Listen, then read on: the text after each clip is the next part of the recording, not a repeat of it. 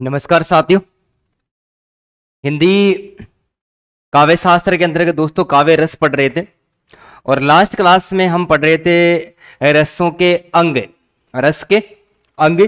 और रस के मुख्य रूप से 4 अंग हमने स्वीकार किए थे और 4 अंग पढ़े थे, जिसमें विभाव, अनुभाव, व्यभिचारी भाव और स्थायी भाव। दोस्तों स्थायी भाव रस के जो 4 अंग थे, चारों अंगों का हमने विस्तार पूर्वक अध्ययन कर लिया था। दोस्तों आज हम पढ़ने वाले प्रमुख रस, प्रमुख रसों के अंतर्गत दोस्तों सबसे पहले हम पढ़ेंगे श्रृंगार रस। कौन सा रस? श्रृंगार रस। सबसे पहले हम पढ़ने वाले हैं दोस्तों श्रृंगार रस। श्रृंगार शब्द है, ये श्रृंग प्लस आर के योग से बना है। श्रृंगार किसके योग से बना है? श्रृंग प्लस आर के योग से बना है। यहां पर श्रृंग का अर्थ होता है काम तथा आर का जो अर्थ होता है वो होता है दोस्तों वासना की प्राप्ति। यहां पर श्रृंगार शब्द है, ये श्रृंग प्लस है आर के योग से बना है। श्रृंग का शाब्दिक अर्थ होता है काम और आर का अर्थ होता है वासना की प्राप्ति।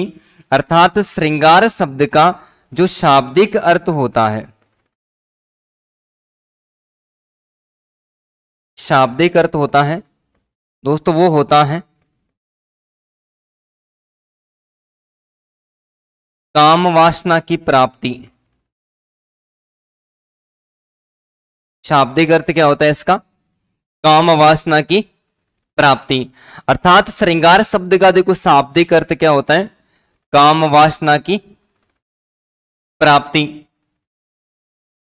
परिभाषा पढ़ने की मिलती है, अर्थात विभाव, अनुभाव तथा संचारी भाव के संयोग से दोस्तों नायक और नायिका, प्रेमी और प्रेमिका तथा पति और पत्नी के हृदय में जो वासना है, वासना के रूप में स्थित रति नामक जो स्थायी भाव होता है। हमने पढ़ा था कि श्रृंगार रस का जो स्थायी भाव होता है वो क्या होता है? रति होता है। तो रति नामक जो स्थायी भाव होता है दोस्तों उसे क्या कहते हैं? उसे श्रृंगार रस कहते हैं। इस श्रृंगार शब्द श्रृंग प्लस आर के योग से बना है। श्रृंग का अर्थ होता है काम और आर का अर्थ होता है वासना की प्राप्ति। शाब्दिक अर्थ होता है काम वासना की प्राप्ति। अर्थात विभाव, विभाव के बारे में हमने पढ़ा था कि रस की उत्पत्ति के मूल कारण क्या कहलाते हैं? विभाव कहलाते हैं। और अनुभाव, अनुभाव के अंतर्गत पढ़ा था कि ऐसे कारक जो व्यक्ति के मन में भावों को संचरित करने का कार्य करते हैं, अनुभाव। और संचारी भाव, दोस्तों संचारी भावों की संख्या हमने कितनी पढ़ी थी? संचारी भावों की संख्या 33 पढ़ी थी। कितनी पढ़ी थी? 33 पढ़ी थी। ये भी रस के भावों को संचारित करने का कार्य करते हैं। तो ये कब तक करते हैं? जब तक रस की उत्पत्ति होती है और कार्य पूरा नहीं कर देते। कार्य पूरा करने के बाद में ये समाप्त हो जाते हैं।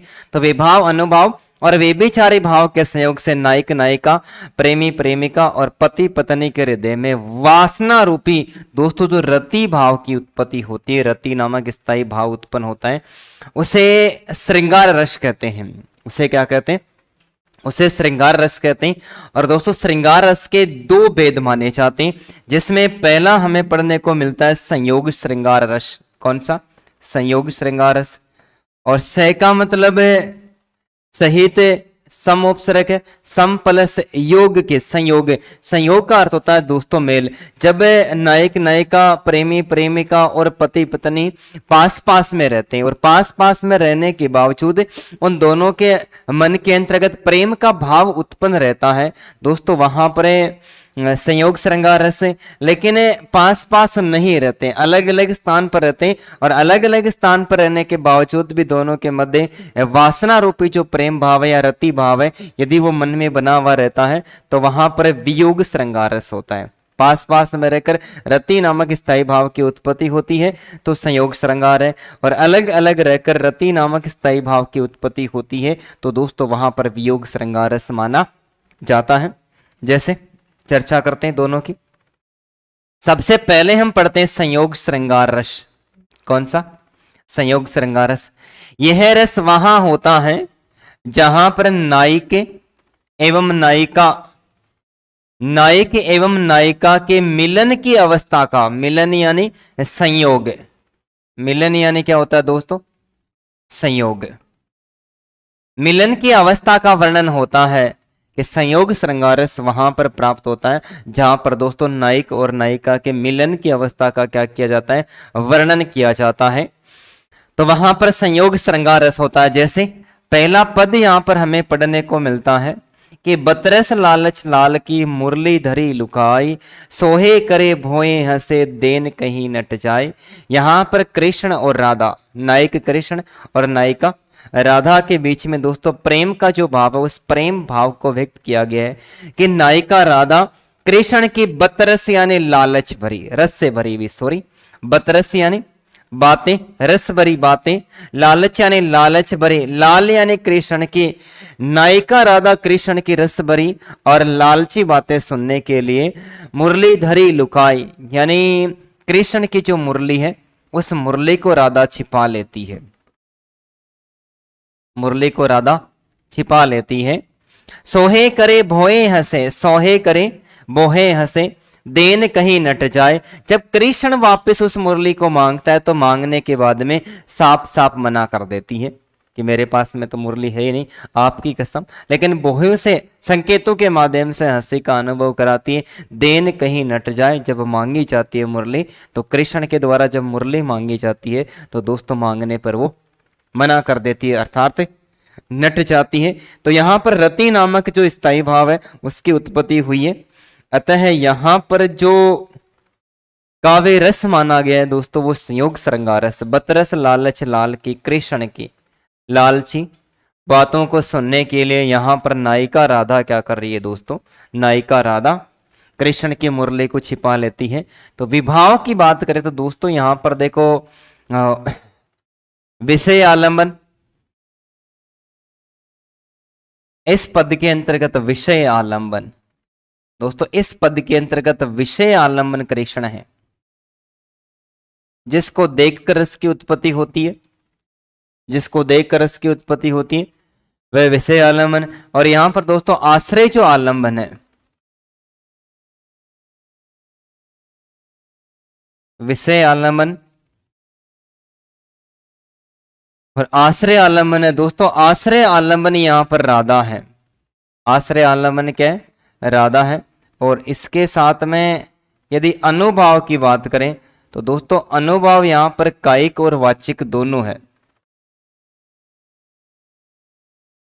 कायिक अनुभाव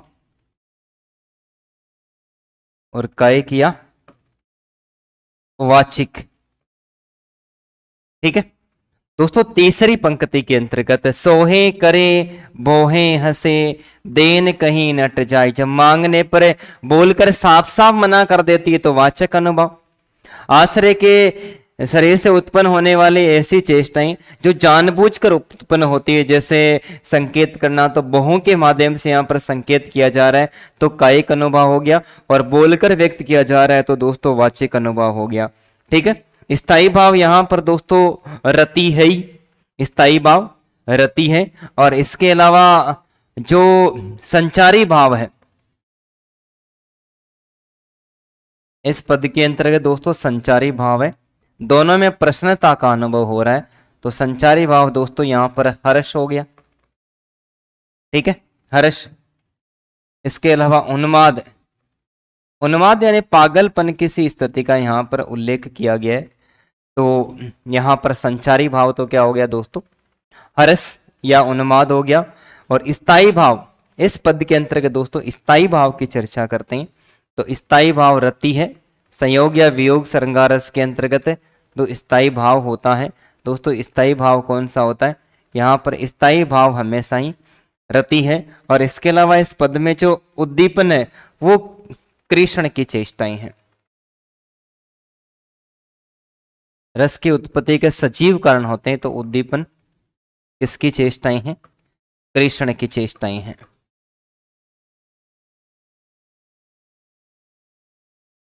कृष्ण की चेष्टाएं हैं। तो विषय आलम्बन कृष्ण है, जिसको देखकर रस की उत्पत्ति होती है दोस्तों वो विषय आलम्बन है, जिसके हृदय में रस की उत्पत्ति होती है तो वो आश्रय आलम्बन है। तो यहाँ पर विषय आलम्बन इस पद के अंतर्गत कृष्ण है, और आश्रय आलम्बन प्रेम का भाव किसके मन में उत्पन्न हो रहा है, नायिका राधा के मन में उत्पन्न हो रहा है। अतः नायिका राधा क्या करती है, कृष्ण की रस भरी और लालची बातें सुनने के लिए उसकी मुरली को छिपा लेती है। तो यहाँ पर नायक और नायिका दोनों पास पास में है, यहाँ पर दोनों की मिलन की अवस्था का वर्णन किया गया है। अतः यहाँ पर जो दोस्तों रस माना गया है वो संयोग श्रृंगार रस है। कौन सा है? संयोग श्रृंगार रस। इसके अलावा हमें पद पढ़ने को मिलता है कि देखी रूप लोचन ललचाने, हर्षे जनो निज निधि पहचाने, थके नयन रघुपति ही छवि देके, पलकों ने निमेष परिहे। ठीक है, तो दोस्तों यहां पर देखी रूप लोचन, लोचन होता है आंखें, ललचाने यानी लालची, हर्ष यानी प्रसन्नता का अनुभव करें तो हर्ष नामक संचारी भाव है। जनो निज यानी स्वयं के, निधि यानी निधि को शब्द दोस्तों यहां पर प्रियतम भगवान राम के लिए आया है। निधि शब्द किसके लिए है? प्रियतम भगवान राम के लिए।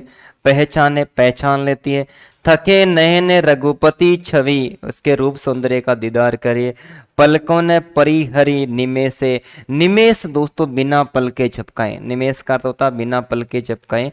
पलकों परिहरी ने निमेष, बिना पल के झपकाए राधा किसका दीदार कर रही है दोस्तों? भगवान राम का। तो देखी रूप लोचन ललचाने, हर्षे जनो निज निधि पहचाने की राधा। यहां पर सॉरी दोस्तों, इस पद के अंतर्गत जो नायिका है वो सीता, नायिका सीता, नायिका सीता भगवान रूप सौंदर्य का बार बार दीदार कर रही है। और उसकी छवि को देखने के बाद में, भगवान राम की छवि को जब सीता देखती है तो सीता के देखने के बाद में उसके चेहरे से नजर नहीं हटती है। तेरे चेहरे से नजर नहीं हटती, नजारे हम क्या दे देखे। इस प्रकार का रूप सौंदर्य भगवान राम का जब सीता देखती है तो दोस्तों यहां पर सीता आश्रय आलमन और विषय आलमन कौन हो गया? राम हो गया। विषय आलमन, विषय आलम्बन राम हो गया, आश्रय आलम्बन सीता हो गया दोस्तों। आश्रय किसके मन में रस की उत्पत्ति हो रही है? राम को देखकर, सीता के। तो आश्रय आलम्बन कौन हो गई? यहां पर सीता होगी दोस्तों। अनुभव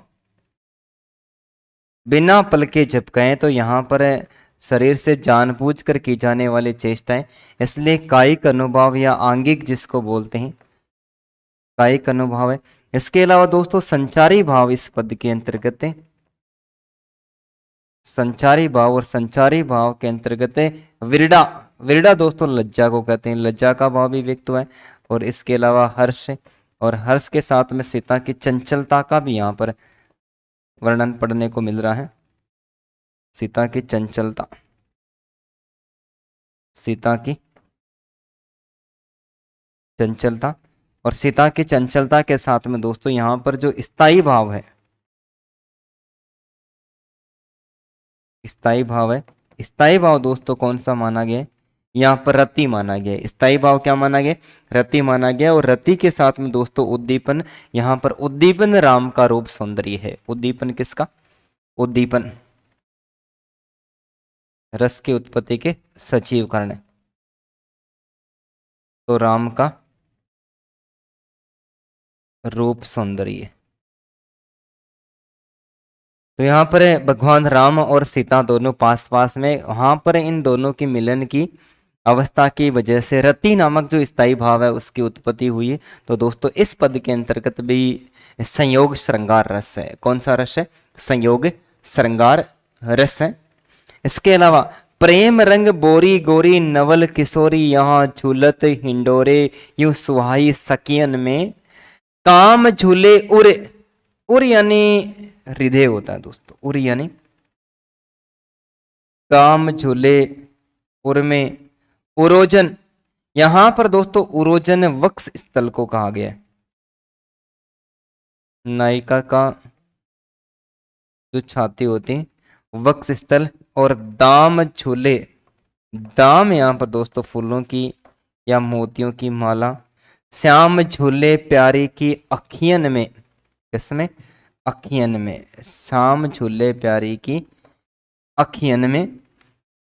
यहां पर नायिका राधा और नायिका राधा के साथ में कृष्ण की मनोहारी उन छवि का और उन स्थितियों का वर्णन इस पद के अंतर्गत किया गया है कि प्रेम रंग में बोरी यानी डूबी हुई एक गोरी गोरी दोस्तों नायिका के लिए प्रयुक्त है। नवल किशोरी किशोरावस्था को प्राप्त एक सुंदरी कृष्ण के प्रेम और रूप सौंदर्य के रंग में पूरी तरह से डूब जाती है। डूबने के बाद में झूलत हिंडोरे यूं सुहाई सकियन में श्री कृष्ण के रूप सौंदर्य के प्रेम में डूब जाती है। और सावन का महीना है, सावन के झोलों ने मुझको बुलाया, मैं परदेसी घर वापस आया। या फिर इस पद के अंतर्गत दोस्तों एक गाना पूरी तरह से सटीक बेचता है। लगी आज सावन की फिर वो झड़ी है, वही आग सीने में फिर लग पड़ी है। यानी झूलत हिंडोरे झूला झूल रही अपनी सखियों के साथ में एक नायिका, यौवनावस्था किशोरावस्था को प्राप्त एक नायिका अपने सखियों के साथ में झूला झूल रही है। लेकिन झूला झूलने के साथ ही वो कृष्ण के रूप सौंदर्य के प्रेम में पूरी तरह से डूब जाती है। काम झूले उर्मे उरोजन पे दाम झूले, श्याम झूले प्यारे की अखियों में। जब कृष्ण के रूप सौंदर्य की छवि में जब नायिका डूब जाती है तो वासना रूपी जो रति भाव है कृष्ण के प्रति दोस्तों उस नायिका के मन में उत्पन्न हो जाता है। काम यानी काम वासना, वासना झूले और यानी उसके हृदय में, उस नायिका के हृदय में वासना रूपी जो रति भाव है उत्पन्न हो जाता है। ओरोजन पे दाम झूले और वक्ष तल पर जो माला है फूलों की वो सुशोभित हो रही है। श्याम झूले प्यासी, दोस्तों प्यासी नहीं है ये प्यारी है।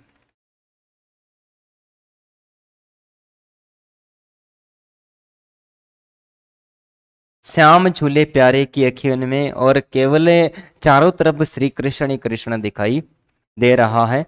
तो इस पद के अंतर्गत भी यदि हमें दोस्तों आश्रय आलम्बन की बात करते हैं, विषय आलम्बन, सबसे पहले विषय आलम्बन की यदि चर्चा करते हैं तो इस पद के अंतर्गत भी दोस्तों विषय आलम्बन, विषय आलम्बन कृष्ण है। और इसके अलावा इस पद के अंतर्गत यदि आश्रय आलम्बन की चर्चा करें तो इस पद में दोस्तों आश्रय आलम्बन नायिका,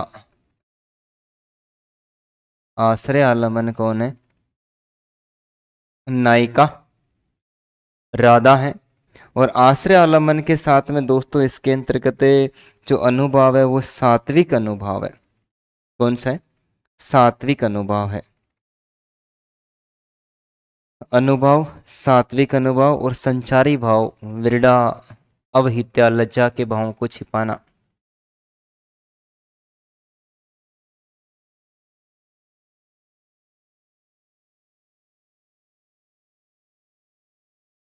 अनुभव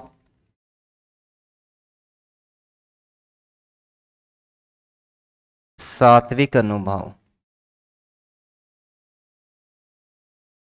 इसके अलावा संचारी भाव,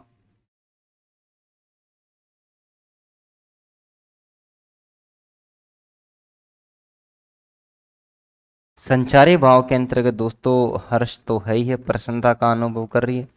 इसके लिए अवहित्या लज्जा के भावों को छिपाना।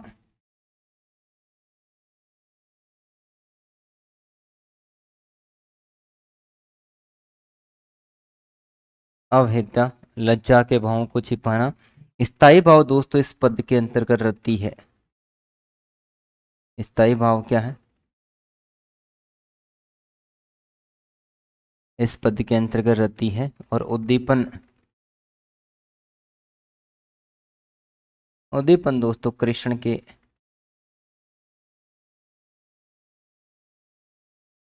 प्रति प्रेम भाव, कृष्ण के प्रति क्या है? प्रेम भाव। तो जहां पर नायक और नायिका दोनों के मिलन की अवस्था का जब वर्णन किया जाता है तो दोस्तों वहां पर संयोग श्रृंगार रस माना जाता है।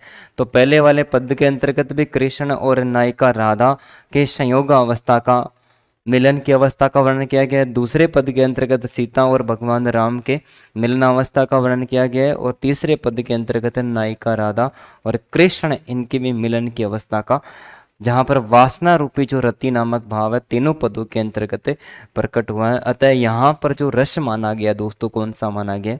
संयोग श्रृंगार रस माना गया। तो सीधा प्रश्न आपसे इस प्रकार से भी पूछेगा कि कोई पद देकर पूछेगा सीधा सीधा प्रश्न कि इसके अंतर्गत कौन से रस है, कौन सा रस है। और इसके अलावा इससे और डीपली पूछेगा तो कोई पद देगा, और पद देने के बाद में उसमें पूछा जाएगा कि आश्रय आलम्बन कौन है, विषय आलम्बन कौन है, अनुभाव कौन है, दोस्तों यहाँ पर संचारी भाव कौन है।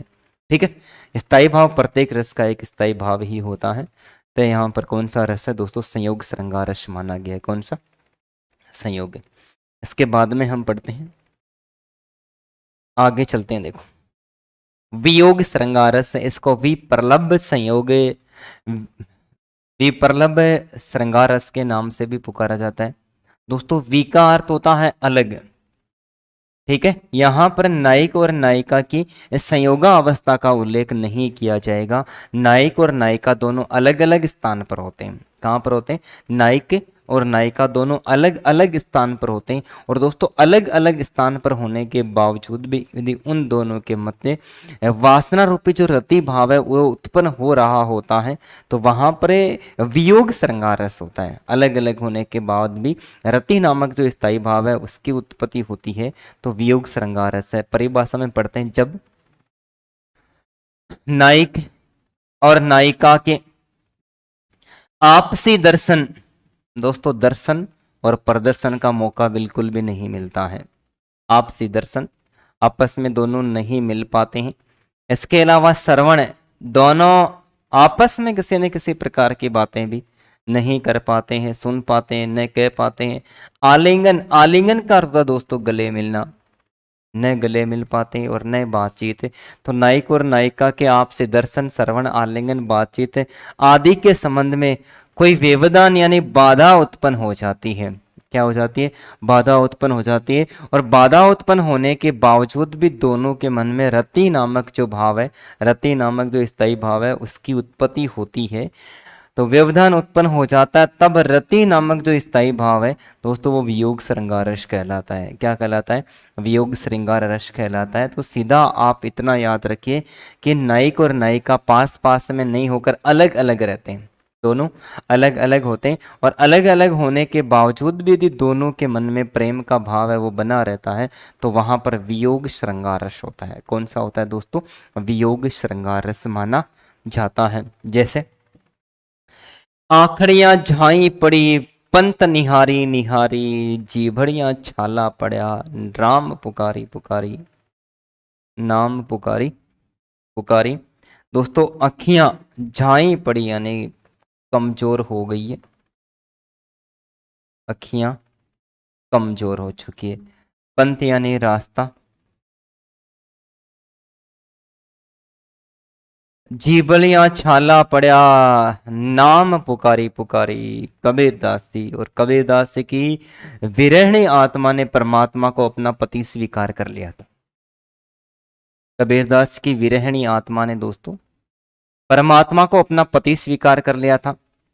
और जिस रास्ते से परमात्मा वापस लौट कर आते हैं उस रास्ते पर परमात्मा के वापस आने के इंतजार में विरहणी आत्मा खड़ी हो जाती है। यानी संसार रूपी सागर की मोह माया को त्याग कर भव रूपी सागर के किनारे पर जाकर खड़ी हो जाती है। और जो व्यक्ति संसार रूपी सागर को त्याग कर संसार रूपी सागर के किनारे पर चला जाता है दोस्तों, इसका मतलब वो मोक्ष के द्वार के पास चला जाता है। इसके पास मोक्ष के द्वार के पास चला जाता है। तो यहाँ पर कबीरदास की जो विरहणी आत्मा है उसने संसार के मोह माया का क्या कर दिया? त्याग कर दिया है। और संसार रूपी सागर के किनारे पर जाकर खड़ी हो गई कि इस रास्ते पर भगवान राम कभी न कभी तो लौट कर आएंगे। तो वहां पर जिस रास्ते से परमात्मा वापस लौट कर आएंगे दोस्तों, वहां पर परमात्मा के आने का इंतजार करती है। राम का नाम है उसको बार बार पुकारती है। तो परमात्मा के नाम का बार बार लेने की वजह से उनके जीवों में छाला पड़ जाते हैं। तो आखड़ियां झाई पड़ी, पंत निहारी निहारी, जीबड़ियां छाला पड़ा, नाम पुकारी पुकारी। यहाँ पर जो विषय आलम्बन है, विषय आलम्बन दोस्तों, यहां पर विषय आलम्बन है परमात्मा। विषय आलम्बन कौन है? परमात्मा। और यहां पर दोस्तों आश्रय आलम्बन है,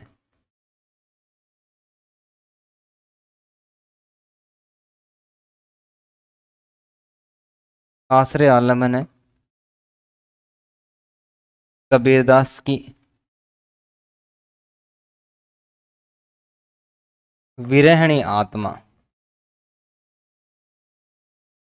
इन्हें दोनों इस पद के अंतर्गत दोस्तों यहाँ पर नायक और नायिका यानी परमपिता परमात्मा और कबीर की विरहणी आत्मा दोनों अलग अलग है। और अलग अलग होने के बावजूद भी कबीर की विरहणी आत्मा के मन के अंतर्गत है, यानी कबीर की मन विरहणी आत्मा के मन के अंतर्गत दोस्तों रति नामक जो भाव है वो परमपिता परमात्मा के समक्ष यानी उसके प्रति व्यक्त किया गया है। तो अतः यहाँ पर विषय आलम्बन परमात्मा और आश्रय आलम्बन विरहणी आत्मा। परमात्मा और आत्मा दोनों अलग अलग होने के बावजूद भी आत्मा का लगाव किसके प्रति व्यक्त किया गया है? परमात्मा के प्रति व्यक्त किया है। अतः यहाँ पर जो रस माना गया दोस्तों कौन सा माना गया? यहाँ पर वियोग श्रृंगार रस माना गया है। कौन सा? वियोग श्रृंगार रस है। और अनुभव दोस्तों वाचिक अनुभव है ही है। अनुभव कौन सा है? वाचिक अनुभव, यानी बोलकर व्यक्त किया जा रहा है।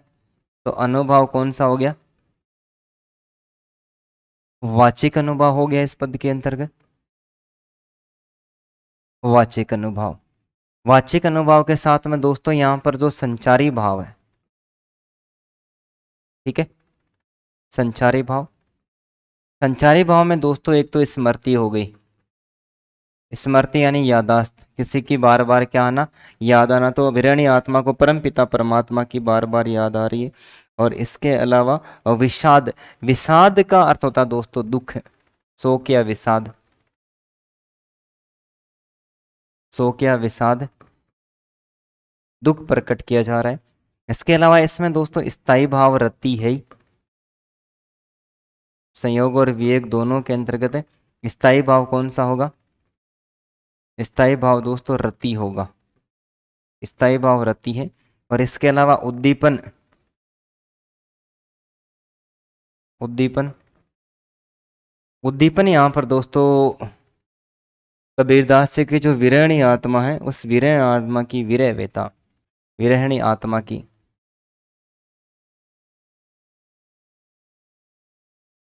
विरहिणी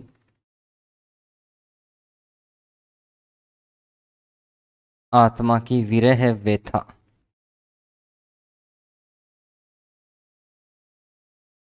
विरहणी आत्मा की विरह वेता। तो यहाँ पर विषय आलम्बन है, जिसको देखकर रस की उत्पत्ति होती है वो विषय आलम्बन है। तो परमात्मा के प्रति हो रही है तो परमात्मा यहाँ पर विषय आलम्बन हो गया। और कबीर की विरहणी आत्मा दोस्तों यहाँ पर आश्रय आलम्बन हो गया। बोलकर व्यक्त किया जा रहा है, नाम पुकारी पुकारी आँख कड़ियाँ छाई पड़ी, कि परमात्मा इस रास्ते से वापस लौट कर आएगा। परमात्मा का इंतजार करते करते आंखें एकदम से कमजोर हो गई और उनके अंतर्गत झाइयाँ सी पड़ गई है, जीबड़ियों में छाला पड़ गया, नाम पुकारी पुकारी, यानी परमात्मा के नाम का बार बार स्मरण करते करते जीभ में क्या पड़ गए दोस्तों? छाले पड़ गए। तो यहाँ पर बोलकर व्यक्त किया जा रहा है, क्या किया जा रहा है? बोलकर व्यक्त किया जा रहा है। अतः यहाँ पर जो अनुभव है वो वाचिक है। संचारी भाव दोस्तों यहाँ पर स्मृति, शोक क्या विषाद, परमात्मा आत्मा परमात्मा से नहीं मिल पाती है तो दोस्तों दुख अत्यधिक और परमात्मा की याद को यहाँ पर बार बार किया गया है। इसके अलावा हमें एक और पद पढ़ने को मिलता है। तो इस पद के अंतर्गत दोस्तों नायक और नायिका पास पास में नहीं होकर भी रति नामक जो स्थायी भाव है उनके मन में उत्पन्न हो रहा है। अतः यहाँ पर वियोग श्रृंगारश माना गया। भूषण वसन विलोकन सिए, विलोकत सिए के प्रेम विवश मन कंप पुलक तनु, नीरज नयन नीर भय पी के, नीरज नयन नीर भय दोस्तों भय है, पिए के संकुचित संकुचित कहते समोरी, और उमंग तनु, उर का दोस्तों यहाँ पर हृदय, उर का अर्थ क्या होता है? हृदय।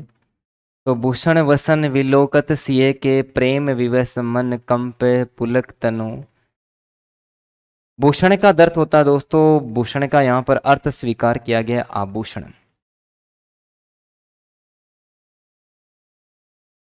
भूषण यानी आभूषण, वसन यानी वस्त्र। विलोकत सिए के प्रेम विपस मन में कंपन होने लगता है, मन में कंपन होने लगता है, कांपने लगता है,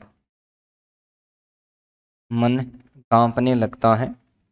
नीरज नयन, नीरज नयन दोस्तों यहाँ पर भगवान राम को बचपन के अंतर्गत उनकी माता कमल नयन कहकर पुकारती थी। क्या कहकर पुकारती थी?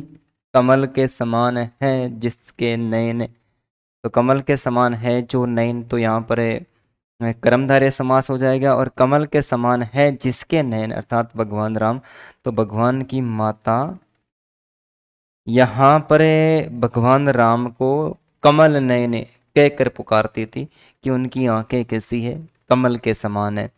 कमल नयन नीर भय पीव के, कि कमल के समान उन सुंदर आंखें, वो ऐसे असुरों की धारा बहने लग जाती है। संकुचित कहत सुमुरी और उमंग, और सीता की उस अवस्था का जो अनुभव है वो भगवान राम के मन में होने लगता है। तो जब रावण सीता का हरण करके ले जाता है, क्या करता है? रावण जब सीता का हरण करके ले जाता है, तो हरण करने के बाद में देखो दोस्तों अवस्था किस प्रकार की व्यक्त की गई है तुलसीदास जी के रामचरितमानस के अंतर्गत, कि रावण जब सीता का हरण करके लेके जाता है, तो रावण का मामा जिसका नाम मारीच, वो एक सुनहरा हिरण बन के आता है। पंचवटी में जिस कुटिया में भगवान राम लक्ष्मण और सीता रहते थे उसके सामने से गुजरता है, और सामने से गुजरने के बाद में उस हिरण को जब सीता देखती है तो सीता मोहित हो जाती है, और भगवान राम को उस हिरण का शिकार करके लाने के लिए कहती है। अब भगवान राम उस हिरण का शिकार करते करते जब शिकार करने के लिए पंचवटी से निकलते हैं, तो निकलने के बाद में लक्ष्मण को कहकर जाते हैं कि लक्ष्मण तुम सीता का ध्यान रखिएगा। यहाँ पर राक्षस पिशाच वगैरह अत्यधिक रहते हैं, क्या पता एकांत में हमला कर दे, तो लक्ष्मण को ये बात कहकर जाते हैं। लेकिन वो तो राक्षस से मायावी राक्षस था, रावण का मामा मारीच, और मायावी था इसलिए वो काफी दूर निकल जाता है। और दूर निकलने के बाद में वो मारीच ही क्या करता है, सीते सीते लक्ष्मण, सीते सीते लक्ष्मण की आवाज खुद ही पुकारने लगता है। वो आवाज जब सीता के कानों में सुनाई देती है, तब सीता लक्ष्मण से कहती है कि तुम्हारे भैया संकट में, आप जाइए और जाकर उनके प्राणों की रक्षा कीजिए। लक्ष्मण टस से मस भी नहीं होता है। तब बार बार कहने के बाद में लक्ष्मण जब सहायता करने के लिए जाता है, तो लक्ष्मण एक अपने धनुष और गांडीव से एक रेखा खींचकर चला जाता है कि तू जब तक इस रेखा को पार नहीं करेगी तब तक दुनिया की कोई भी शक्ति तुझे छू नहीं पाएगी। तो लक्ष्मण भी जब राम के पीछे पीछे चला जाता है, तो रावण एक ब्राह्मण का वेश धारण करता है और भिक्षा मांगने के लिए पंचवटी में द्वार पर आ जाता है। अब भिक्षा मांगने के लिए आ जाता है। अब देखो भगवान राम की बंदर सेना ने दोस्तों सागर को पार करके सुमेरु पर्वत पर चली गई थी, लेकिन लक्ष्मण के द्वारा खींची गई लक्ष्मण रेखा में इतनी ताकत थी कि रावण उस लक्ष्मण रेखा को पार नहीं कर पाता है, नहीं कर पाता है। तब भिक्षा लेने के लिए, भिक्षा देने के लिए जब सीता उस लक्ष्मण रेखा से बाहर आती है, तो बाहर आने के बाद में रावण अपनी झोली में डालकर उसको ले जाता है। अब वो जिस तरफ से सीता को लेकर जाता है, तो ऐसे तो कैसे पता चलेगा कि कोई अन्य प्राणी वहां पर रहता ही नहीं है। तब सीता क्या करती है, अपने आभूषण और अपने गहरे वगैरह है, रावण जिस तरफ लेकर जाता है वो रास्ते में फेंकती हुई चली जाती है। क्या करती है? फेंकती हुई चली जाती है। पक्षीराज गरुड़ भी उसको बचाने का प्रयास करता है, जिसके रावण उसके दोनों पंखों को काट देता है। तो जब रावण सीता को लेकर हरण करके लेकर चला जाता है, उसके बाद में जब भगवान राम उनके पड़े हुए आभूषणों को, उनके वस्त्रों को देखता है, तो मन में विचलित और बेचैनी का भाव उत्पन्न हो जाता है, जिसका उल्लेख इस पद के अंतर्गत किया गया है। अब हरण करके रावण ले गया, लेकिन फिर भी यहाँ पर प्रेम का भाव सीता के प्रति प्रकट किया गया है।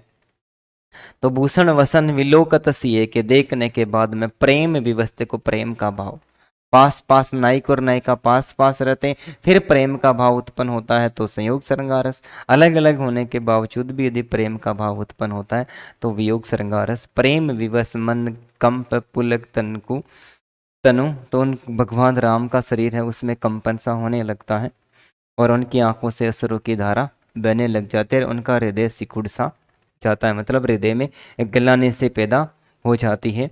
तो दोस्तों इस पद के अंतर्गत, इस पद के अंतर्गत विषय आलम्बन सीता है। विषय आलम्बन कौन है? सीता है। इस पद में दोस्तों विषय आलम्बन सीता है, और सीता के साथ दोस्तों यहाँ पर जो आश्रय आलम्बन है,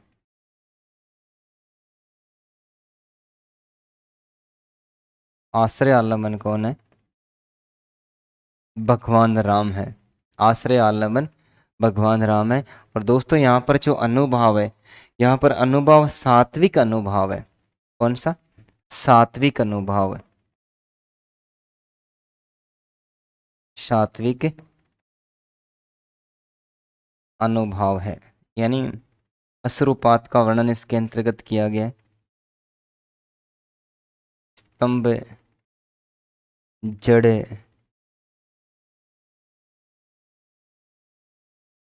अनुभाव, दोस्तों अनुभाव के अंतर्गत है अश्रुपात का, आंखों से अश्रु की धारा बहना।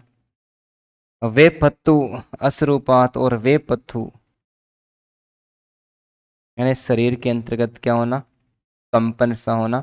तो यहाँ पर अनुभाव सात्विक अनुभाव है। और दोस्तों स्थाई भाव इस पद के अंतर्गत भी रति स्वीकार किया गया है। स्थाई भाव श्रृंगारस के अंतर्गत क्या होता है? रति ही होता है। स्थाई भाव क्या है? रति। और इसके अलावा उद्दीपन की चर्चा करें तो इस पद के अंतर्गत दोस्तों जो उद्दीपन है वो उद्दीपन सीता के आभूषण व वस्त्र है। उद्दीपन क्या है इस पद में? उद्दीपन, उद्दीपन है वो सीता के आभूषण या वस्त्र है, यानी जिसको देखकर रस की उत्पत्ति होती है तो वो विषय आलम्बन है। तो उद्दीपन दोस्तों यहाँ पर कौन है? सीता के आभूषण है, जिनको देखा, देखने के बाद में भगवान राम के मन में कंपन सा होने लगता है और उनकी आंखों से अश्रु की धारा बहने लगती है।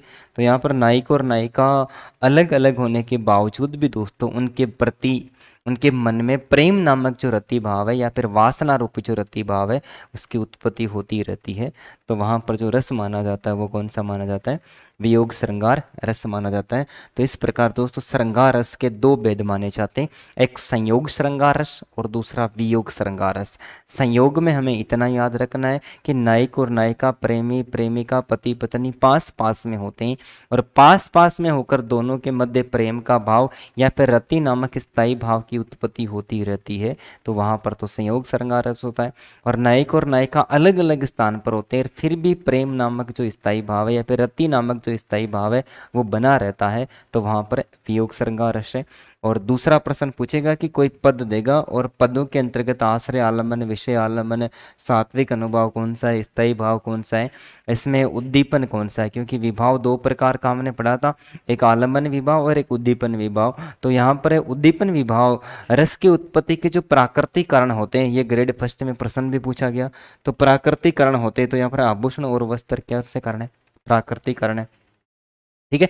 तो रस की उत्पत्ति के प्राकृतिक कारण होते हैं, उनको दोस्तों उद्दीपन विभाव, उद्दीपन आलम्बन कहा जाता है या फिर उद्दीपन विभाव। और आलम्बन विभाव के अंतर्गत रस की उत्पत्ति के सजीव कारणों को, तो सजीव कारण यहाँ पर अनुभव दो प्रकार का होता है, तो अनुभव विषय आलम्बन और आश्रय आलम्बन, तो ये हम साथ में पढ़ चुके हैं। तो इस प्रकार से दूसरा थोड़ा डीपली प्रश्न भी पूछा जा सकता है, तो आप इसको उतारिए।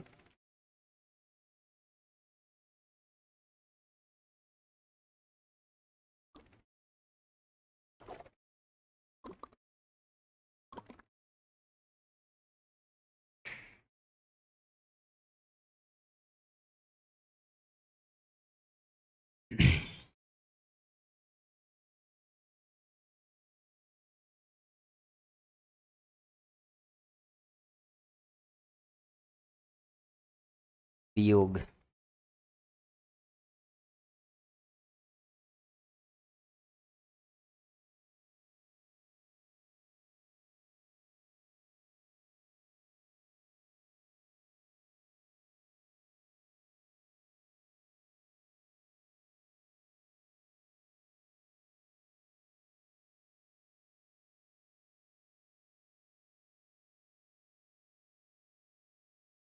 इसके बाद में दोस्तों पढ़ते हैं, देखो हास्य रस। कौन सा रस? हास्य रस। और दोस्तों हास्य रस के अंतर्गत क्या होता है? हंसी मजाक ज्यादा होता है। ठीक है। हास्य रस किसे कहते हैं? सबसे पहले हम परिभाषा पढ़ते हैं कि हास्य रस के अंतर्गत है, हास नामक जो रति भाव है दोस्तों वो उत्पन्न होता है, और वो दो अवस्थाओं के आधार पर उत्पन्न हो सकता है। किसी वेशभूषा को देखकर, किसको देखकर? किसी वेशभूषा, विकृत आकार,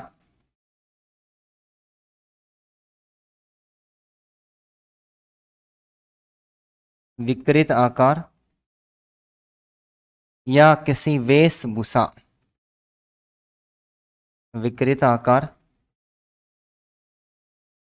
या किसी वेशभूषा को देखकर, विकृत आकार या किसी वेशभूषा को देखकर दोस्तों हास नामक हास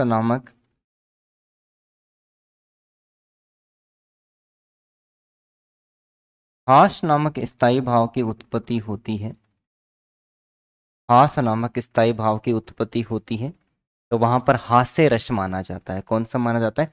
हास्य रस। जैसे वास्तविक परिभाषा काव्य शास्त्र के अनुसार पढ़ने को मिलती है कि किसी वाणी, अंग या वेशभूषा के विकार को देखकर, यानी वेशभूषा को देखकर, विकृत आकार, वेशभूषा का विकृत आकार, वाणी, अंग या वेशभूषा के विकार को देखकर दोस्तों उत्पन्न होने वाली, क्या होने वाली? उत्पन्न होने वाले प्रसन्नता की चित्तवृत्ति को, प्रसन्नता की चित्तवृत्ति है दोस्तों, वर्ती यानी स्वभाव, प्रसन्नता की चित्तवृत्ति को हास्य रस कहते हैं। प्रसन्नता की चित्तवृत्ति को क्या कहते हैं दोस्तों? हास्य रस कहते हैं। अथवा विकृत आकार, मतलब आदमी मोटा तगड़ा या फिर अस्त व्यस्त शरीर वाला होता है तो विकृत आकार, वाणी, वेशभूषा, चेष्टा आदि के कारण विभाव, अनुभाव एवं संचारी भावों के संयोग से पुष्ट दोस्तों हास नामक, ये बात याद रखनी है, हास नामक स्थायी भाव, यानी हास्य रस का स्थायी भाव हास है और श्रृंगार रस का स्थायी भाव क्या है? रति है। तो संचारी भावों के संयोग से विभाव, अनुभाव और संचारी भाव जब मिलते हैं और मिलने के बाद में हास नामक यानी हंसी मजाक नामक जो स्थायी भाव उत्पन्न होता है दोस्तों, वहां पर हास्य रस माना जाता है। कौन सा रस? हास्य रस। इतना याद रखिए, विकृत आकार या वेशभूषा वाला व्यक्ति को देखकर विभाव, अनुभाव और व्यभिचारी भावों के संयोग से हास नामक जो स्थायी भाव की उत्पत्ति होती है दोस्तों, वहां पर हास्य रस माना जाता है। कौन सा? हास्य रस माना जाता है। जैसे विकृत आकार वाला किसी व्यक्ति को देखता है, देखने के बाद में यदि हंसी सी आने लगती है और यदि भी रुक नहीं पाती है तो वहां पर हास्य, और दोस्तों हंसी हास्य रस के अंतर्गत है। हंसी के भी अलग अलग प्रकार बताए गए, जिसके अंतर्गत हास्य रस के भेद पढ़ने को मिलते हैं। हास्य रस के भेद, और हास्य रस के दोस्तों 6 भेद माने जाते हैं। हमें सबसे पहला स्मित अर्थ पूछा जा सकता है दोस्तों एग्जाम के अंतर्गत, केवल मुस्कुराना, यानी दांतों का दिखाई नहीं देना। हास्य रस के अंतर्गत किसी ऐसी विकृत आकार और वेशभूषा को देखने के बाद में केवल मुस्कुराहट ही चेहरे पर आती है, होठों पर मुस्कुराहट ही आती है, तो वहां पर स्मित। हसिक दोस्तों दांतों का कुछ कुछ दिखाई देना। हसित, ये कह नहीं है दोस्तों, हसित, हसित दांतों का कुछ कुछ दिखाई देना। स्मित केवल मुस्कुराना, हसित दांतों का कुछ कुछ दिखाई देना। विहसित मधुर स्वर का हास्य। कौन सा? मधुर स्वर का हास्य। अब हसित कंधे व शरीर में कंपन होना, कि कभी कभी दोस्तों ऐसी अवस्था आ जाती है कि हंसी रुकने का नाम ही नहीं लेती है। तो अब हसित यानी हंसते समय कंधे और शरीर में क्या होना, कंपन होना। अब हसित इतनी हंसी आती है कि आंखों से आंसू टपक पड़ते, और जैसे कपिल शर्मा शो, कपिल शर्मा शो के अंतर्गत जो अभिनेता अभिनय करते हैं, अभिनय के अंतर्गत खास करके कृष्णा और कृष्णा के साथ में गुलाटी, दोस्तों जब वो हंसाते हैं तो आंखों से, हंसने के साथ में आंखों से आंसू टपक पड़ते हैं। तो वहां पर जब ये दृश्य कभी कभी देखते हैं तो देखने के बाद में उपस्थित वहां पर जो सम्मानित व्यक्ति होते हैं उनकी आंखों से अश्रु बहते हुए देखने को मिलते हैं। अति हसित यानी दहाड़ मार कर हंसना, अति हसित का मतलब धाड़ मार कर हंसना। तो हास्य रस के कितने भेद माने जाते हैं दोस्तों, 6 भेद माने जाते हैं। सबसे पहला स्मित, स्मित का अर्थ होता है केवल मुस्कुराना, स्मित का अर्थ होता है केवल मुस्कुराना। और हसित का मतलब दांतों का कुछ कुछ दिखाई देना। विहसित यानी मधुर स्वर का हास्य। अवहसित का मतलब होता है कंधे एवं शरीर में कंपन होना। और अपहसित का अर्थ होता है आंखों से आंसू टपक पड़ना। और दोस्तों अति हसित का अर्थ होता है दहाड़ मारकर हंसना। इसमें से पहला और दूसरा है दोस्तों ये उत्तम श्रेणी का हास्य है। कौन सी श्रेणी का है?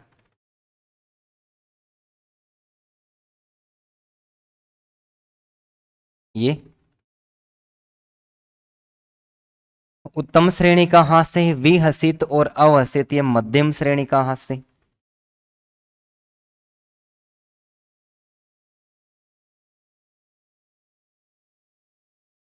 ये मध्यम श्रेणी का हास्य। और इसके अलावा अपहसित है। और ये अधम, अधम होता दोस्तों निम्न, ये अधम श्रेणी का हास्य है। तो हास्य रस के 6 भेद, 6 को 3 भागों में बांटा गया, उत्तम, मध्यम और अध्यम। तो स्मित और हसित ये दोनों दोस्तों उत्तम श्रेणी का हास्य है। विहसित और अवसित ये मध्यम श्रेणी का हास्य है। और अपहसित और अति हसित ये दोनों कौन से श्रेणी के, ये निम्न श्रेणी के हास्य है। कौन से? निम्न श्रेणी के हास्य हैं। तो उतारिए, इसके बाद में पढ़ते हैं हास्य रस के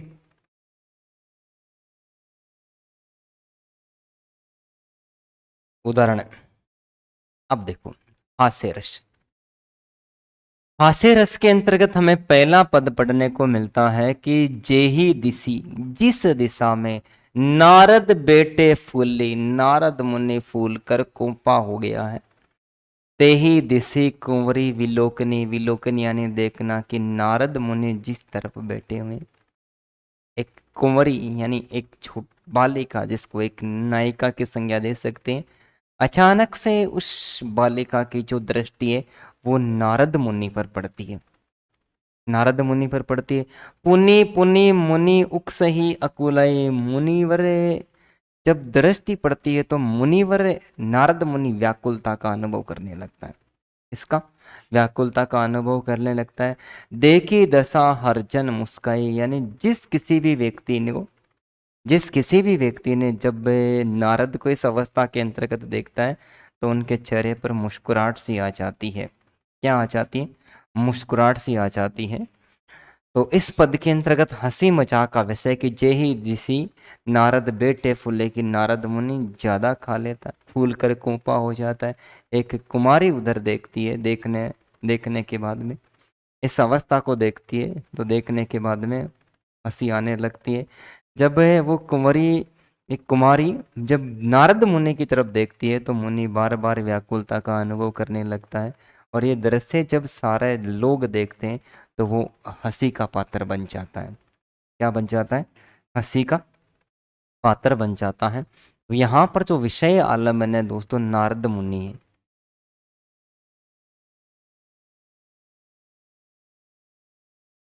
विषय आलम्बन कौन है? नारद मुनि, यानी जिसको देखकर रस की उत्पत्ति हो रही है। तो हास्य रस किसको देखकर उत्पन्न है? नारद मुनि को। दोस्तों यहाँ पर जो आश्रय आलम्बन है, आश्रय आलम्बन है हरजन यानी समस्त व्यक्ति। दोस्तों यहाँ पर अनुभव अनुभव है वो सात्विक अनुभव है,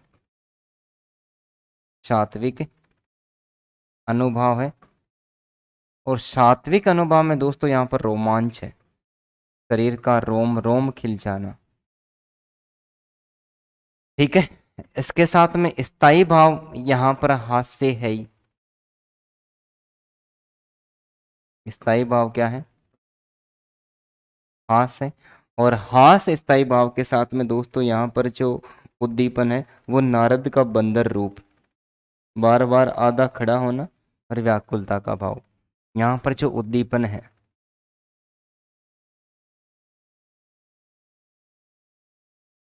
उद्दीपन है वो नारद का बंदर रूप है।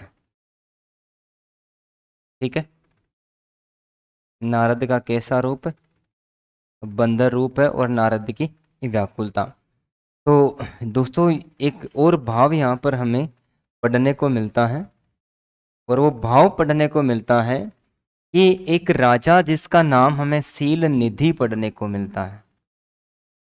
क्या नाम पढ़ने को मिलता है? सील निधि।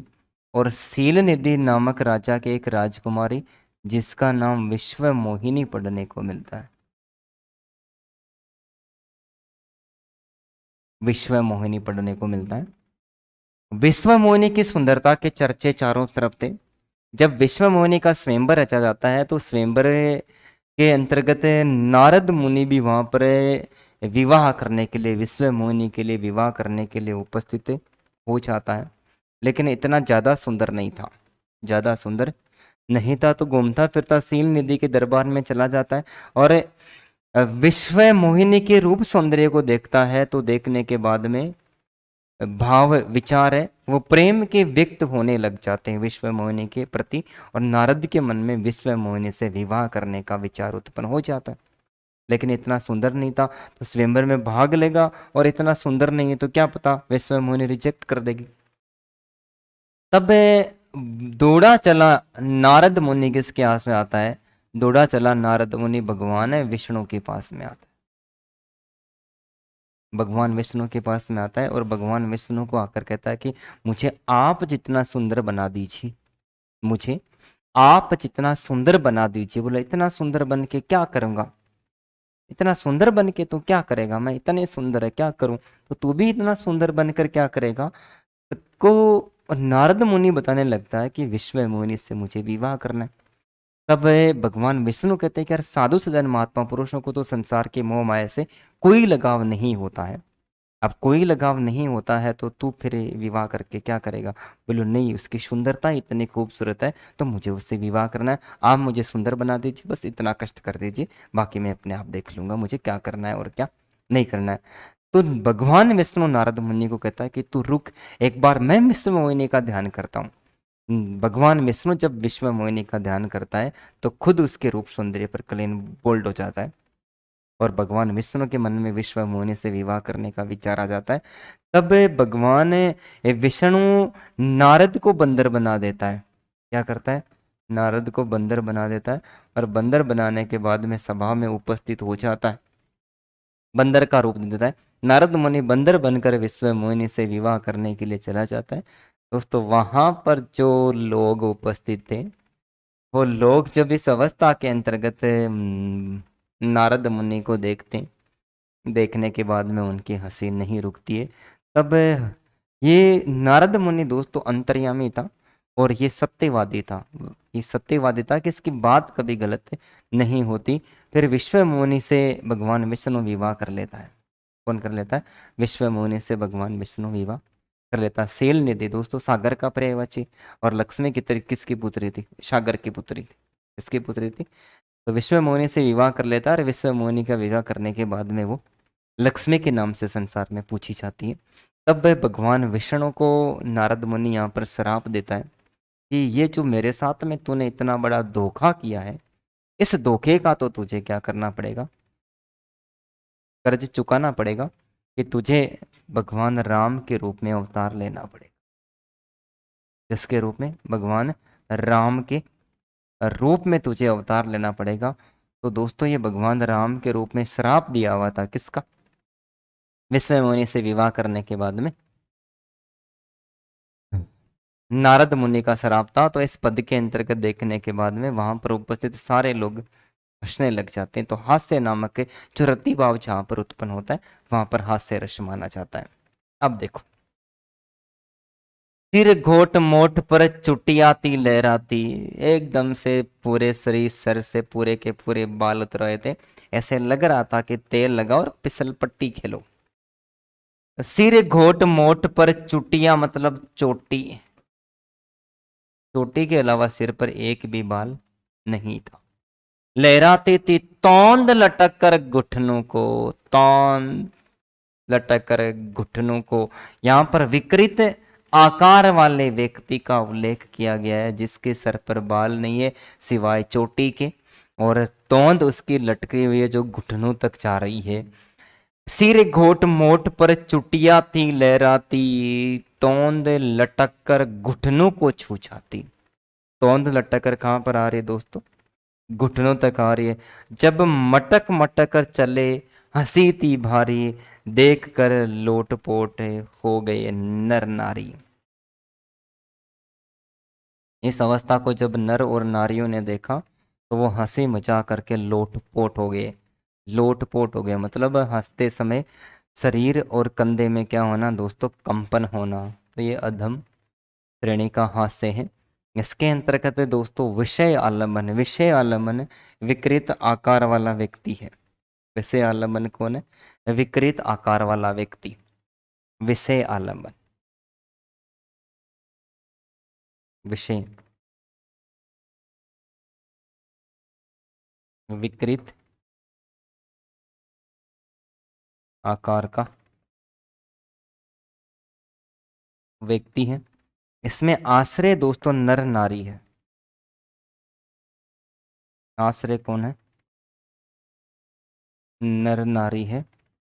और दोस्तों इसके अंतर्गत जो अनुभाव है वो आहार्य अनुभाव है। वेशभूषा का वर्णन किया गया है। अनुभाव है वो आहार्य अनुभाव है। यहां पर जो दोस्तों संचारी भाव है, कौन सा भाव? संचारी भाव। संचारी भाव दोस्तों यहाँ पर चपलता यानी चंचलता है के साथ में यहाँ पर जो स्थायी भाव है दोस्तों, स्थायी भाव यहाँ पर हास्य है।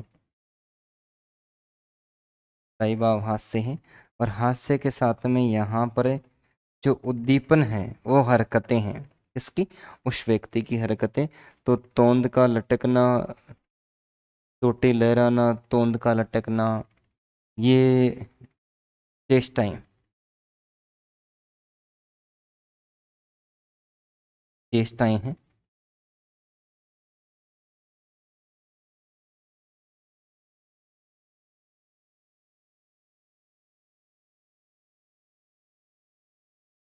व्यक्ति के द्वारा की जाने वाली चेष्टाएं। चेष्टाएं क्या मानी गई है? यहाँ पर उद्दीपन मानी गई है। तो विषय आलम्बन तो कौन हो गया दोस्तों? विकृत आकार वाला व्यक्ति। आश्रय आलम्बन नर नारी। अनुभाव आहार्य। संचारी भाव चपलता। स्थायी भाव हास्य। और उस व्यक्ति के द्वारा की जाने वाली चेष्टाएं। सिर घोट मोट पर चुट्टी आती लहराती, चोटी का लहराना, तोंद का लटकना, और इसके अलावा मटक मटक कर चलना। ये रस की उत्पत्ति के प्राकृतिक कारण है। अतः यहाँ पर भी कौन सा रस माना गया दोस्तों? हास्य रस। इसके अलावा दूसरा और ये 230 ये तीसरा पद हमें पढ़ने को मिलता है कि या अनुराग पेट की गति समझे नहीं कोई, जे तो भोजन डार ये ते तो ऊंचो होय। जितना भोजन ज्यादा करोगे उतना ही पेट ज्यादा बढ़ेगा। प्रेम के प्रति, पेट के प्रति जो खाने का प्रेम भाव है उसकी गति को भी आज तक कोई समझ नहीं पाया है। जे तो भोजन डारिये ते तो ऊंचो होई। भूख ज्यादा लगी हुई है और भूख से ज्यादा डेली खाते हैं। इसका मतलब प्रतिदिन हम जितना काम करते हैं और जितना काम करते हैं काम करने के अंतर्गत हमारी जो एनर्जी है, जो कैलोरी है, वो खत्म जितनी होती है, यदि उससे ज़्यादा भोजन करते हैं, जैसे 2000 कैलोरी खत्म हो गई और 2000 कैलोरी खत्म होने के बाद में हम वहाँ पर 2500 कैलोरी का भोजन कर लेते हैं, तो प्रतिदिन 500 कैलोरी बढ़ गई। अब प्रतिदिन 500 बढ़ गई तो सोचो एक महीने के अंतर्गत कितनी बढ़ गई। एक महीने के अंतर्गत 15,000 कैलोरी बढ़ गई, और 15,000 कैलोरी बढ़ गई, इसका मतलब कम से कम आपका 1.5 किलो वजन बढ़ गया। कितना बढ़ गया? 1.5 किलो वजन। अब जितनी कैलोरी हम समाप्त करते हैं, 2000 कैलोरी हम खर्च करते हैं, और वहाँ पर यदि 1500 कैलोरी का ही भोजन करते हैं, तो प्रतिदिन क्या हो गया? 500 कैलोरी कम हो गई, तो वो 15,000 कम होगी, तो महीने भर में किलो आधे किलो का वजन है वो कम हो गया। तो या अनुरागी पेट की गति समझे नहीं कोई, जे तो भोजन डारिये ते तो ऊंचो होई, ते तो ऊंचो होई फूल कर होई तंबू, हाथ फेर कर मुख से बोले हर शंभू। खाना खाने के बाद में पेट पर हाथ फेर के, हे भगवान, जीव सुरस हो गया। फेर कर मुख से बोले हर शंभू, कहे काका ऐसी उकार आवेगी फौरन, गाड़ी ओवरलोड दे रही है हॉर्न। कहने का मतलब ज़्यादा खाने के बाद में सही तरीके से पछता तो नहीं है, नहीं पछता है। तो यहाँ पर भी दोस्तों किसका उल्लेख किया गया? विकृत आकार वाले व्यक्ति का ही उल्लेख किया गया है। तो यहाँ पर विषय आलम्बन है, वो विकृत आकार वाला व्यक्ति है, और आश्रय आलम्बन पारिवारिक जन है। विषय कौन है? विषय, विषय विकृत आकार वाला व्यक्ति,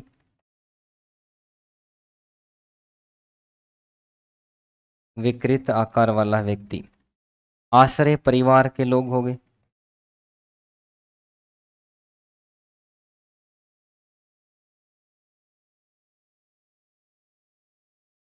परिवार जन हो गए।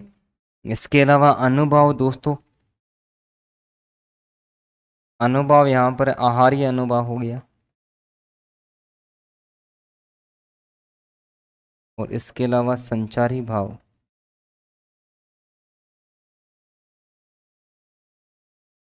संसारी भाव भी यहाँ पर चपलता यानी चंचलता, आदमी ज्यादा खा ले चंचल हो गया। संसारी भाव भी चंचलता।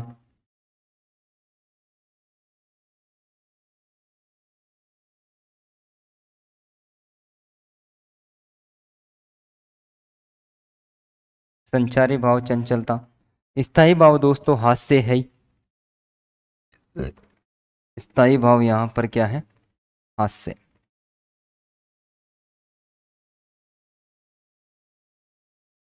स्थायी भाव हास्य है, और स्थायी भाव हास्य के साथ में दोस्तों यहाँ पर जो उद्दीपन है, उद्दीपन इस व्यक्ति के द्वारा की गई चेष्टाएं, अत्यधिक मात्रा में भोजन करना, ठीक है, मुख से कुछ बोलना, तो बोलना है तो इसमें आहार्य के साथ में दोस्तों वाचिक अनुभव भी।